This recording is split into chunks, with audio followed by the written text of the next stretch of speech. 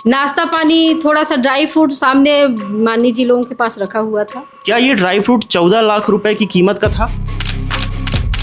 हमारे जितने जनपद सदस्य सब मिलकर इस्तीफा देंगे। क्योंकि इतना बड़ा घोटाला करने के बावजूद भी इस तरह से राशि निकाली जाती है, सुनियोजित तरीके से घोटाले को किया जाता है और इसके बावजूद भी ये लोग अभी भी कुर्सी पर विराजमान हैं। क्या लगता है आपको, संरक्षण मिल रहा है इनको? कि बिजली की दुकान से मिठाई और चद्दर की सप्लाई, क्या कहते हैं कि किस तरह से इस घोटाले को अंजाम दिया गया? ये भाजपा माननीय प्रदीप पटेल जी के दाहिना अंग है और भाजपा के मऊगंज मंडल के अध्यक्ष रह चुके हैं। मध्य प्रदेश के शहडोल जिले में एक पेंट घोटाला होता है, फिर उसके बाद ड्राई फ्रूट घोटाला होता है। अभी यह मामला शांत भी नहीं हुआ था कि मऊगंज जिले में घोटाला हो जाता है। दरअसल अगर घोटाले की बात हो रही है तो ऐसे में हमारा मऊगंज जिला कैसे पीछे रह सकता है?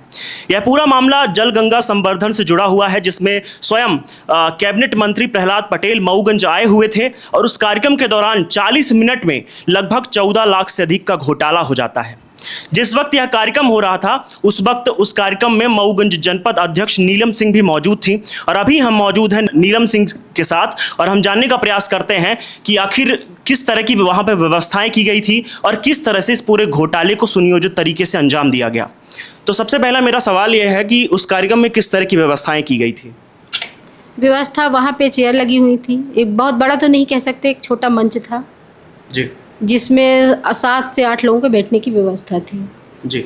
नाश्ता पानी की क्या व्यवस्था थी? भोजन की क्या व्यवस्था थी? भोजन तो हम लोगों को मिला नहीं, पता नहीं क्या थी, हम लोग उससे देखे भी नहीं हैं। नाश्ता पानी थोड़ा सा ड्राई फ्रूट सामने मानी जी लोगों के पास रखा हुआ था। क्या ये ड्राई फ्रूट 14 लाख रुपए की कीमत का था? मुझे तो ऐसा नहीं लगता कि 14 लाख रुपए का है। क्या ये पूरा कार्यक्रम 14 लाख रुपए लायक था? जी नहीं, नहीं था। नहीं था। क्या मानती हैं फिर कहाँ पर घोटाला हुआ, किसके द्वारा किया गया? ये हमारे यहाँ सीओ हैं रामकुशल मिश्रा के द्वारा ये घोटाला किया गया है। आपने इसकी शिकायत की कहीं? जी, मैंने ये शिकायत कलेक्टर साहब को भी की है और अभी मैंने ये लोकायुक्त में भी पत्र के माध्यम से किया है। अगला कदम क्या होगा अगर इस पर कार्रवाई नहीं होती, जांच नहीं होती, दोषियों पर कार्रवाई नहीं होती तो क्या होगा अगला कदम? अगला कदम मेरा ये रहेगा, अभी कलेक्टर साहब के यहाँ अगर कार्रवाई नहीं होती है तो धरने पे बैठेंगे। हमारे सभी जितने जनपद सदस्य हैं सभी धरने में बैठेंगे, फिर कोर्ट तक जाएंगे। अगर आगे भी कार्रवाई नहीं हुई तो हमारे जितने जनपद सदस्य सब मिलकर इस्तीफा देंगे और हमारी सरकार से मांग है कि इन सीओ को हटाया जाए और हमें एक नया सीओ दिया जाए। जी, आपने शिकायत की है, शिकायत के बाद कुछ आश्वासन मिला? अभी तक तो ऐसा कोई, ये था कि कलेक्टर साहब बोले हम जांच करवाएंगे, लेकिन अभी इतने समय बीत गया, अभी ना कोई जांच हुई और ना कोई अभी कुछ इसमें। ये जो पूरा घोटाला हुआ अभी आज की डेट की अगर बात की जाए तो कितना समय हो गया है इसको? ये मामला है 17 अप्रैल का ये कार्यक्रम है जी। और 17 अप्रैल से हम कलेक्टर साहब को हम लोग 3/6/25 को दिए थे, मतलब एक आवेदन दिए थे उनको जानकारी इसके बारे में दिए थे। तो अभी तक तो इसमें कोई कार्रवाई नहीं, अभी तक कोई कार्रवाई जी नहीं। तो क्या मानती हैं कि संरक्षण मिल रहा है घोटालेबाजों को? क्योंकि इतना बड़ा घोटाला करने के बावजूद भी इस तरह से राशि निकाली जाती है, सुनियोजित तरीके से घोटाले को किया जाता है और इसके बावजूद भी ये लोग अभी भी कुर्सी पर विराजमान हैं। क्या लगता है आपको, संरक्षण मिल रहा है इनको? अभी तक कोई कार्रवाई नहीं हुई तो अब इसमें क्या कहा जा सकता है? संरक्षण कह सकते हैं। अब ये तो अब आप लोग अपने माध्यम से जो भी कहना है, पर ये है कि अभी तक कोई कार्रवाई नहीं, इनको हटाया नहीं गया है, तो फिर आप कुछ भी। तो अभी हमारे साथ मौजूद थी जनपद अध्यक्ष मऊगंज जनपद अध्यक्ष नीलम सिंह जी, तो जिन्होंने बताया कि किस तरीके से इस घोटाले को अंजाम दिया गया और 40 मिनट के कार्यक्रम में लगभग 14 लाख रुपए से अधिक जो है राशि निकाल ली जाती है। अभी हमारे साथ मौजूद है जनपद सदस्य शेख मुख्तार सिद्दीकी जी, जो उस कार्यक्रम में मौजूद थे और हम जानने का प्रयास करते हैं कि किस तरह से जो है इस घोटाले की कहानी वहाँ पर गढ़ी गई।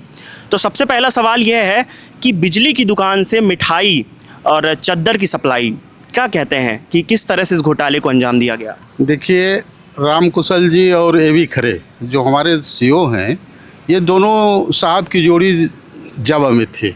2007 तक ये वहाँ जोड़ी थी, तो इनके ऊपर कई आपराधिक मामले दर्ज हुए थे। ये इनकी पुरानी जोड़ी है, तो पुरानी जोड़ी यहाँ फिर जाके जून से फिर एक साथ हो गई। कैसे आपराधिक मामले दर्ज हुए थे? ये 420 किए थे। लोकायुक्त के मामले में 3 साल की सज़ा हुई है, 11,000 रुपये जुर्माना हुआ है। इनको तो पदे में रहना चाहिए, इनको हटाना बर्खास्त करना चाहिए, लेकिन आज तक इन्हें कोई हटाया नहीं।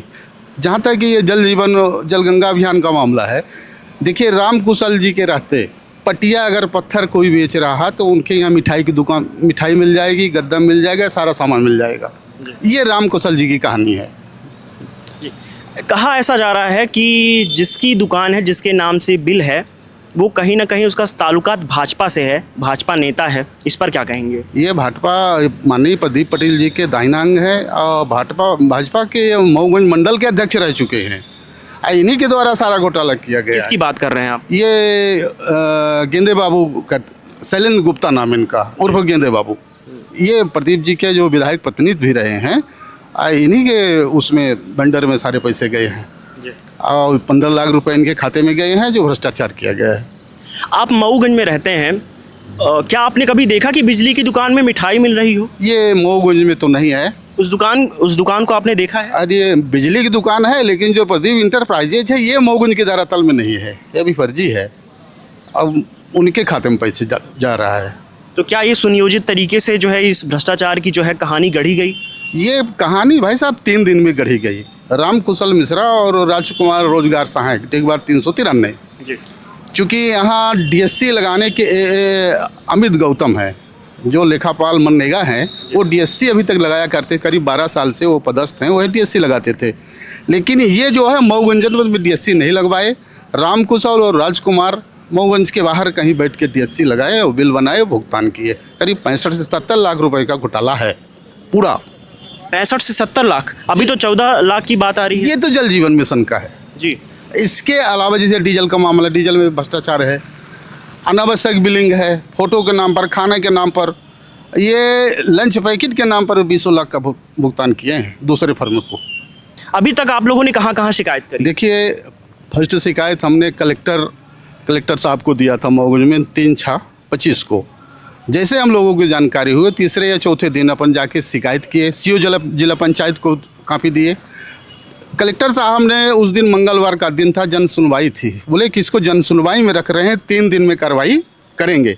लेकिन 3 दिन से आज तक कोई कार्रवाई नहीं हुई। तो फिर हम लोगों ने 17 जुलाई को रजिस्ट्री के माध्यम से कलेक्टर साहब को, सीओ जिला पंचायत को, राज्य सरकार को और कमिश्नर सर को, लोकायुक्त को 17/7 को फिर से आवेदन दिया है पूरे भ्रष्टाचार को, जिसमें 21 मेंबर हमारे सदस्य दस्तखत किए हैं, अध्यक्ष जी किए हैं, उपाध्यक्ष जी किए हैं।